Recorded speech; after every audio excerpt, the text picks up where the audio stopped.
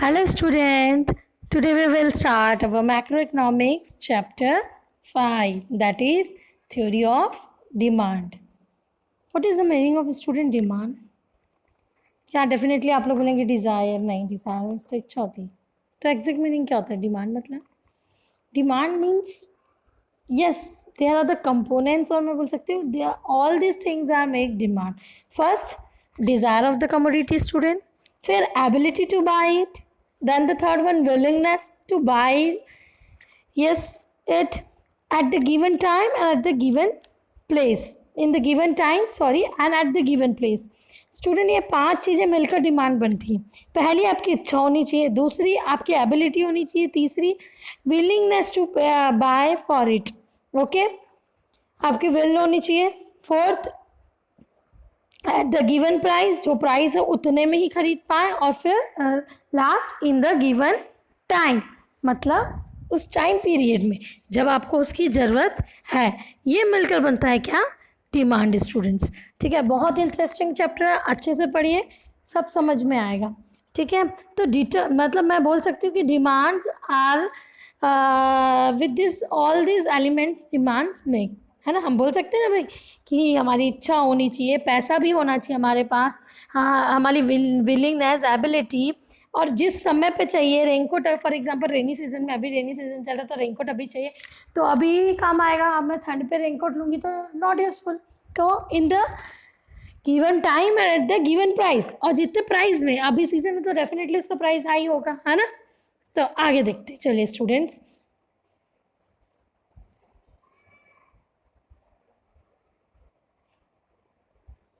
What is the definition of demand in economics? क्या बोलेंगे?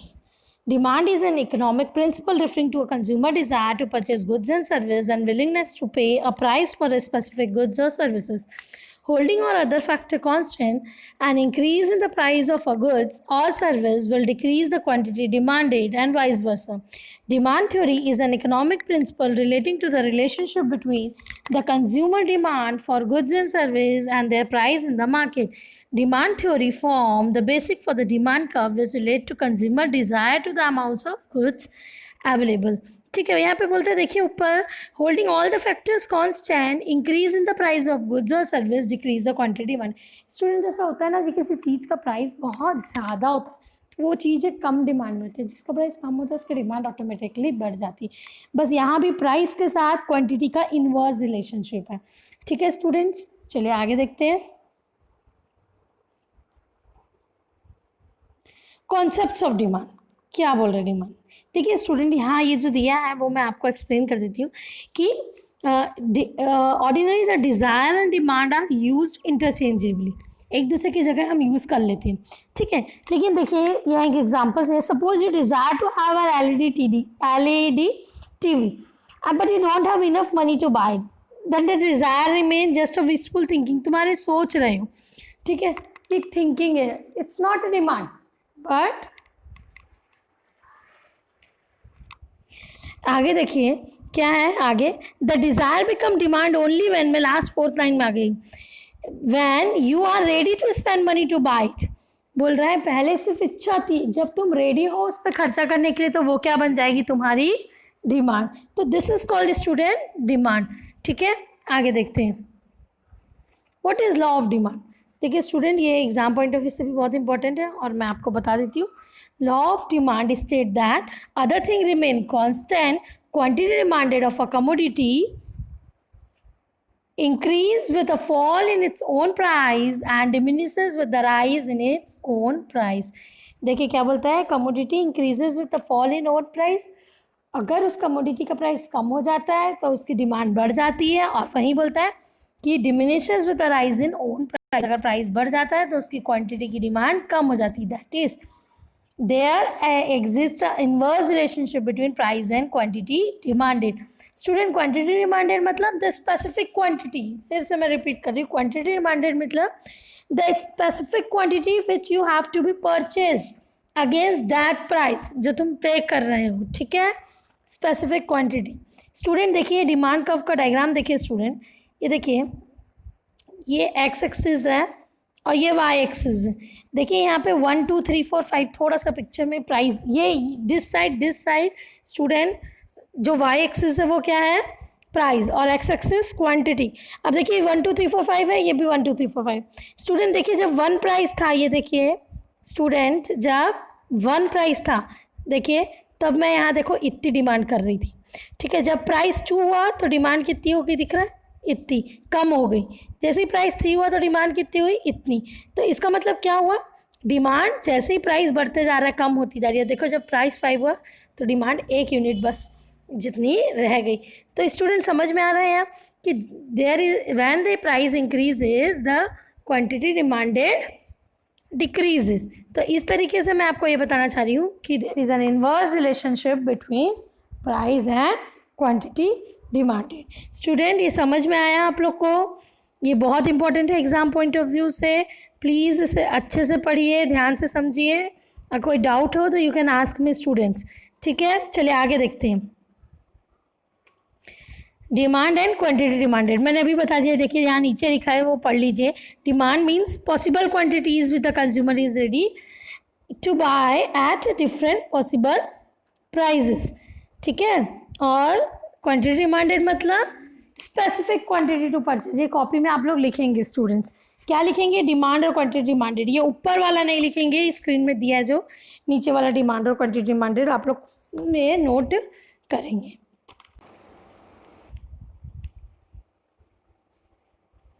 अब स्टूडेंट हम पढ़ेंगे डिमांड शेड्यूल। क्या होता है डिमांड शेड्यूल?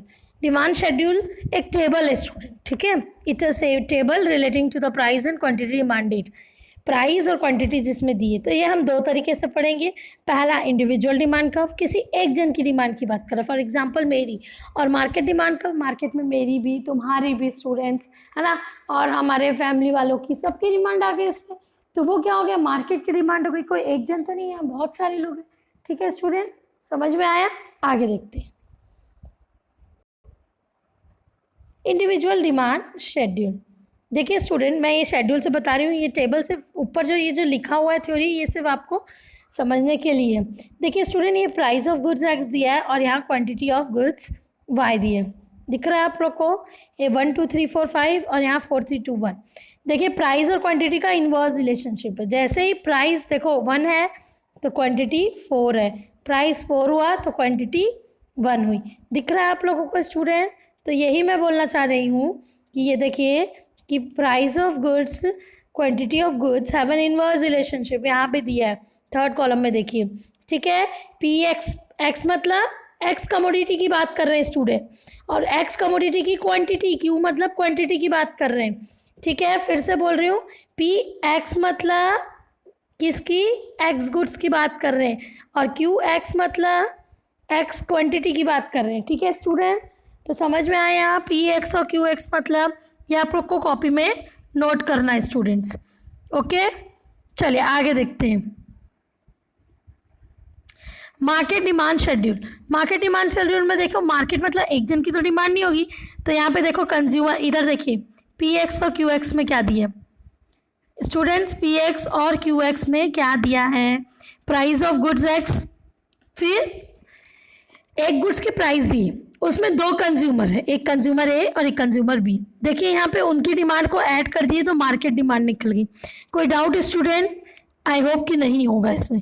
आगे अब हम इसका जब डायग्राम देखेंगे कर्व तब समझ में आएगा। चलिए आगे देखते हैं, पहले ये पढ़ लेते हैं इंडिविजुअल डिमांड और मार्केट डिमांड की एक डेफिनेशन छोटी सी, कि it is a table showing different quantities of a commodity that one particular buyer or consumer in the market is ready to buy at different possible prices of the commodity at a point of time, ठीक है। और वही market demand में क्या है, different possible market are ready to buy, यहाँ पे क्या किसकी बात हो जाएगी, all the buyers and consumer and market are ready to buy, okay student. चलिए आगे देखते हैं।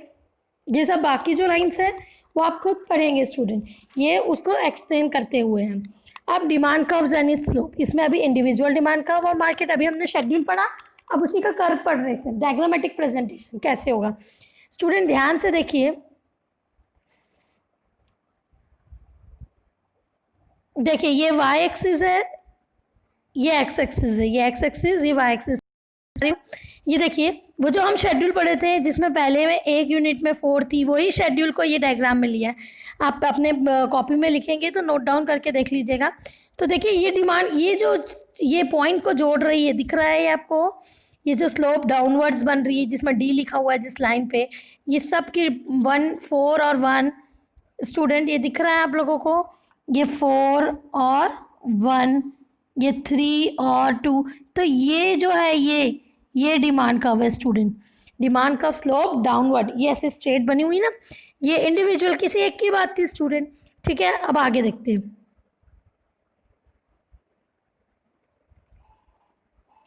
मार्केट में कौन था स्टूडेंट, ए और बी थे। ठीक है, तो ये देखिए ये ए का शेड्यूल बन गया, ये बी का बन गया। मैं मार्केट का बता रही हूँ। देखिए ये एक्स एक्सिस, ये वाई एक्सिस, यहाँ price P X goods X, quantity goods Y. ठीक है, अब देखिए जब यहाँ गुड डिमांड क्वांटिटी प्राइस एक था तो लोग कितनी परचेज करते थे, देखिए यहाँ पे दिया है 9 यूनिट, उसके बाद प्राइस 2 हुआ तो ये, और ये देखिए ये ए और बी की डिमांड को प्लस किया हुआ है स्टूडेंट, दिख रहा है आप लोगों को। तो ये इन सबको ऐड करके डिमांड कर्व बन गया जिसे डी डिमांड कर्व बोलते हैं। ठीक है स्टूडेंट, तो this is market demand curve. एक एक की डिमांड कर्व, ये देखिए ये पहले हमने ए का कंज्यूमर का बनाया, फिर बी का बनाया, फिर इन दोनों को प्लस कर दिया, तो कौन सा बन गया हमारी मार्केट डिमांड कर्व। ठीक है स्टूडेंट, तो आई होप कि आप लोगों को समझ में आया हो। अगर कोई डाउट हो तो आप मुझसे पूछ सकते हो। ठीक है स्टूडेंट्स,